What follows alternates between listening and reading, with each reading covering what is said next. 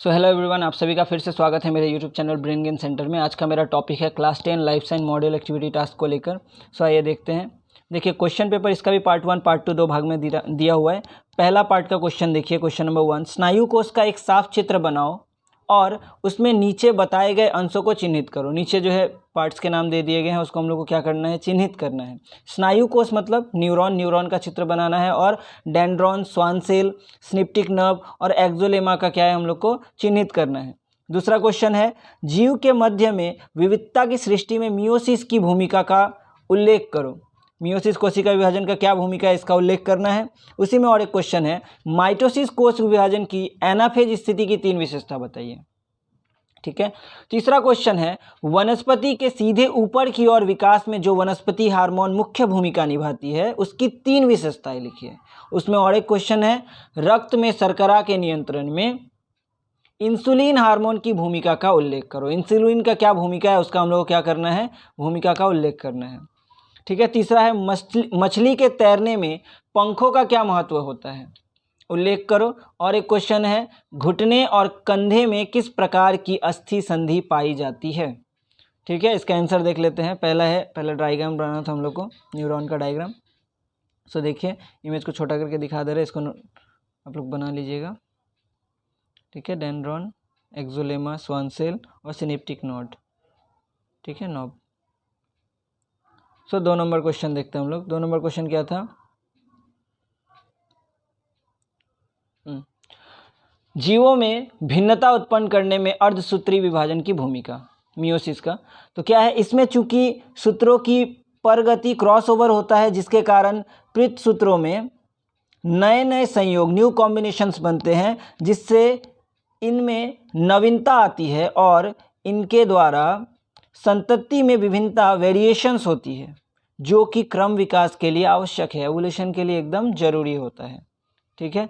इसी में और एक क्वेश्चन था, माइटोसिस के एनाफेज चरण की 3 विशेषताएं।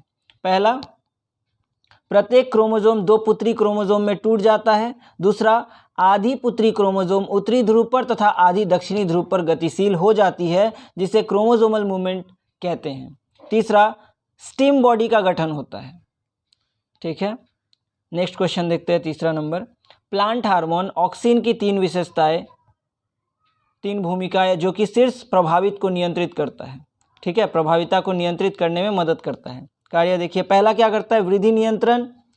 दूसरा क्या करता है, ट्रॉपिक गति नियंत्रण। तीसरा, अंग विभेदन नियंत्रण।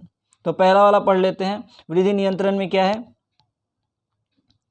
ऑक्सिन का प्रमुख कार्य वृद्धि नियंत्रण है। यह वृद्धि में निम्न प्रकार से क्या है, सहायक है। पहला, कोशिका विभाजन में। दूसरा, कोशिका वृद्धि में। तीसरा, कैम्बियम की सक्रियता में। डी, जड़ में वृद्धि में। और ई, अग्रस्त कलिकाओं में वृद्धि में। दूसरा टॉपिक क्या है हम लोग का, दूसरा है ट्रॉपिक गति को नियंत्रण करता है। ठीक है, यह फोटोट्रॉपिक तथा जियोट्रॉपिक गतियों के नियंत्रण में सहायक होता है। तीसरा देखिए, अंग विभेदन नियंत्रण। ऑक्सिन पौधे के विभिन्न अंगों जैसे जड़, तना, पत्तियां, कलियां तथा फूलों के विकास तथा विभेदन में प्रमुख भूमिका अदा करती है, लेकिन जड़ तथा तना के अग्रभाग में ऑक्सिन अधिक परिमाण में उपस्थित रहता है, फिर भी इस अग्रभागों में विभेदन की क्रिया नहीं होती। ठीक है, उसमें क्या था, रक्त में 4 number question, sorry 3 number question का ही और भी क्वेश्चन था। रक्त में कार्बोहाइड्रेट के स्तर को नियंत्रित करने में, शर्करा के स्तर को नियंत्रित करने में हार्मोन की भूमिका, इंसुलिन हार्मोन की। ठीक है, देखिए पहला क्या है, यह कोशिका में ग्लूकोज अवशोषण की दर की वृद्धि करता है। दूसरा, यह कोशिका में ग्लूकोज के दहन में सहायक है, विशेषकर यह ग्लाइकोलाइसिस में सहायक होता है। ठीक है। तीसरा, यह यकृत तथा पेशी कोशिकाओं में ग्लूकोज को ग्लाइकोजोन में बदलकर उसे संचित करने में सहायक है। चौथा, यह प्रोटीन और वसा से ग्लूकोज निर्माण में बाधा उत्पन्न करता है। और पांचवा, यह पेशी के संकुचन के समय उनमें उनकी कोशिकाओं द्वारा ग्लूकोज के ऑक्सीकरण को तीव्र कर अधिक ऊर्जा उत्पन्न करने में सहायक है। ठीक है, चौथा देखिए, चौथा नंबर क्वेश्चन है, तैराकी में मछली के पंखों का क्या महत्व है? ठीक है, मछली का तैरने में फिन्स का कार्य। मछलियों में कुल 7 फिन्स होते हैं, जिसमें 2 युग्म तथा 3 एकल सिंगल होते हैं। युग्म में एक जोड़ी पृष्ठ फिन तथा पेक्टोरल फिन तथा एक जोड़ी पक्ष फिन व प्लेविक होती है। प्लेविक फिन्स द्वारा मछली जल की गहराई में प्रवेश करता है। ठीक है, प्लेविक फिन्स क्या करता है, उन लोग को जल का गहराई में जाने में मदद करता है और पेक्टोरल फिन्स की सहायता से जल के सतह पर आती है। पूंछ फिन जो होती है, तैरते समय दिशा परिवर्तन का कार्य करती है। ठीक है, पूंछ फिन उसका क्या काम करता है, तैरते समय दिशा परिवर्तन का कार्य करता है, जिसे मछलियों का प्रोपेलर कहते हैं। इसके अतिरिक्त जैसे प्लेन में होता है प्रोपेलर, ठीक है, इसे मछली का प्रोपेलर कहा जाता है उसका। तथा एनल फिन तैरते समय कार्डल की सहायता करते हैं। इन सभी फिन्स की सहायता से मछलियां जल में संतुलित रहकर तैरती हैं। ठीक है, ये सब उसका फिन्स का कार्य है, कैसे करके उसका पंख उसका मदद करता है मछली को तैरते समय।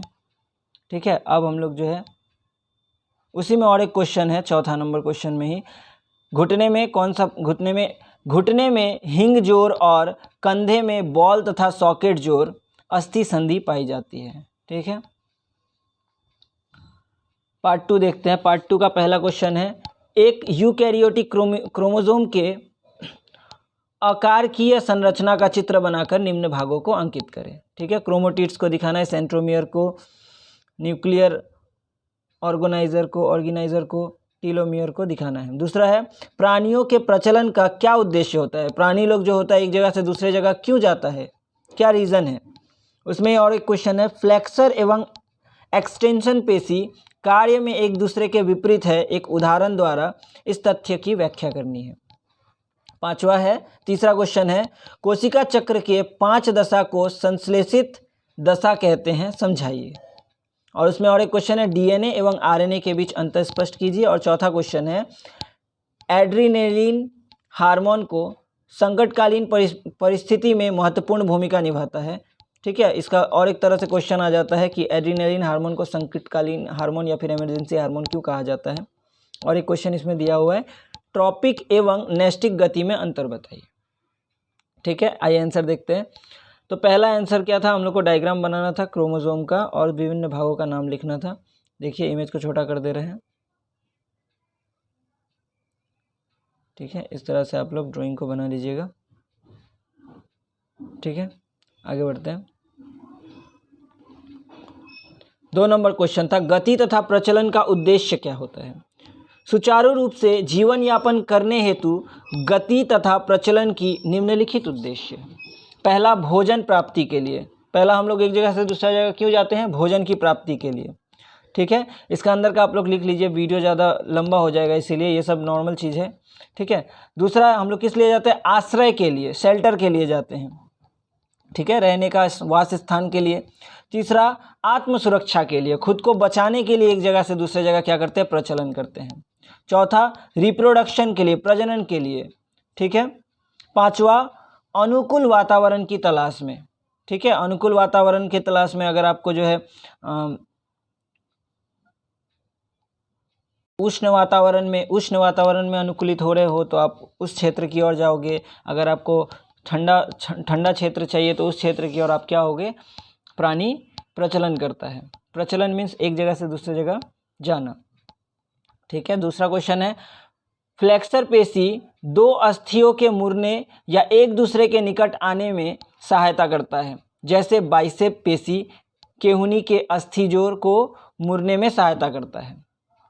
ठीक है, इसके विपरीत एक्सटेंसर पेशी मुड़े हुए अंग में फैलाव उत्पन्न करती है, जैसे ट्राइसेप पेशी के संकुचन से मुड़ा हुआ हाथ सीधा हो जाता है। अतः फ्लेक्सर एवं एक्सटेंसर पेशी कार्य में एक दूसरे से विपरीत होते हैं। ठीक है, एग्जाम्पल देके समझाना था इसको। तीसरा आंसर देखिए, कोशिका चक्र के 2 अवस्थाओं में एक है इंटरफेज।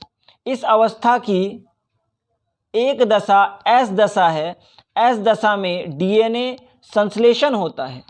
डीएनए का क्या होता है? संश्लेषण होता है, इसीलिए इसे संश्लेषित दशा या सिंथेसाइज्ड, ठीक है, दशा कहते हैं। उसी में क्वेश्चन है डीएनए तथा आरएनए में अंतर बताइए। तो डीएनए आरएनए में अंतर बताना है। पहला, डीऑक्सीराइबोस शर्करा पाया जाता है इसमें डीएनए में, और इसमें राइबो शर्करा पाया जाता है, ठीक है। ये दोहरी हेलिक्स जैसा संरचना होता है और ये एकल स्टैंडर्ड। इसमें क्या होता है? इसके अणु में AGCT अर्थात एडिनिन, ग्वानिन, साइटोसिन तथा थाइमीन मिलते हैं, जबकि इसमें AGCU अर्थात एडिनिन, ग्वानिन, साइटोसिन और यूरेसिल मिलते हैं। यह केंद्रक में मिलता है, डीएनए केंद्रक में मिलता है, ये साइटोप्लाज्म में मिलता है आरएनए, ठीक है। ये आनुवांशिक सूचकों का वाहक होता है, ये प्रोटीन संश्लेषण में भाग लेता है, ठीक है। चौथा नंबर क्वेश्चन इमरजेंसी हार्मोन को लेकर था। तो एड्रेनालिन हार्मोन एड्रिनल ग्रंथि के मेड्यूला भाग से स्रावित होने वाला हार्मोन है। इसका स्राव आपातकाल परिस्थितियों जैसे भय, घबराहट, मानसिक तनाव में होता है। आपातकालीन परिस्थिति में यह हार्मोन हृदय गति, रक्तचाप, अनैच्छिक पेशियों के संकुचन तथा प्रसार की दर, श्वसन दर इत्यादि को प्रभावित करता है। व्यक्ति को आपात स्थिति के अनुरूप अपने आप को व्यवस्थित होने के लिए सहारा प्रदान करता है, इसीलिए एड्रेनालिन हार्मोन को इमरजेंसी हार्मोन कहते हैं, ठीक है। इसमें और एक क्वेश्चन था ट्रॉपिक गति और नास्टिक गति में अंतर बताइए। तो क्या है? पहला, ट्रॉपिक गति का देखिए, यह एक प्रेरित वकर्ण गति है जो बाह्य उद्दीपन के दिशा पर निर्भर करती है, और यह बाह्य उद्दीपन की तीव्रता पर निर्भर करता है। ये दिशा पर निर्भर करता है, ये तीव्रता पर, ठीक है। यह क्रिया, इस क्रिया के फलस्वरूप पौधे में वृद्धि संभव है, और इस क्रिया के फलस्वरूप इस क्रिया में वृद्धि पर कोई प्रभाव नहीं पड़ता है, ठीक है। तीसरा, इस क्रिया में पौधे की बनावट का प्रभाव नहीं पड़ता। यह गति पौधे के बनावट पर निर्भर करता है। इस तरह से जो है पार्ट 1 पार्ट 2 का आंसर कंप्लीट हो गया। अगर आपको इस वीडियो से थोड़ा भी हेल्प मिला हो तो प्लीज़ इस वीडियो को लाइक सब्सक्राइब जरूर करें, ताकि इस तरह का वीडियो और हम लोग ला सके। Thank you so much.